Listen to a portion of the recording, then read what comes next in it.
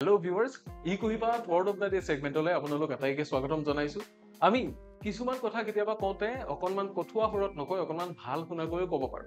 যেনে মানুহ এজন মৰিল বুলি নকৈ আমি মানুহজনৰ পৰলোক প্ৰাপ্তি হ'ল বা ইহলীলা সম্বৰণ কৰিলে বুলিও ক'ব পাৰো। আৰু এটো ইংৰাজীত কি কোৱা হয় জানেনে? ইয়াক ইংৰাজীত কোৱা হয় ইউফেমিজম। ইয়াৰে অৰ্থটো আমি ভাঙি যদি চাওঁ তেতিয়া দেখিবলৈ পাম ইয়াতে প্ৰেফিক্স ইউজ হৈ আছে ইউ। ঠিক আছে? ইউৰ অৰ্থটো হ'ল গুড নাইবা প্লেজেন্ট। ভাল ফিলিং এটা বুজায়। ৰুট শব্দটো হৈছে ফেম। ফেমৰ অৰ্থ হৈছে স্পিচ বা বক্তৃতা, যেটো আমি কওঁ হেতুকে ফেম বুলি কয়। আৰু সাফিক্স ইউজ হৈ আছে ISM অৰ্থাৎ ইজম। ইয়াৰে অৰ্থটো হ'ল প্ৰেক্টিস বা ইউজেস। যেতিয়া আমি ভাল কথা কোৱাৰ প্ৰেক্টিস কৰো হেতুকে ইউফেমিজম বুলি কয়, অৰ্থাৎ a mild expression used to replace a harsh one।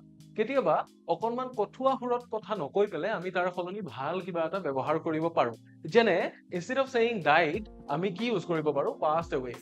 ঠিক তেনেকে আমি আন কিছুমান শব্দ ব্যৱহাৰ কৰিব পাৰো যিবোৰে আমাৰ ভাষাটোৰ প্ৰয়োগ অতি সুৱলা কৰি তোলে।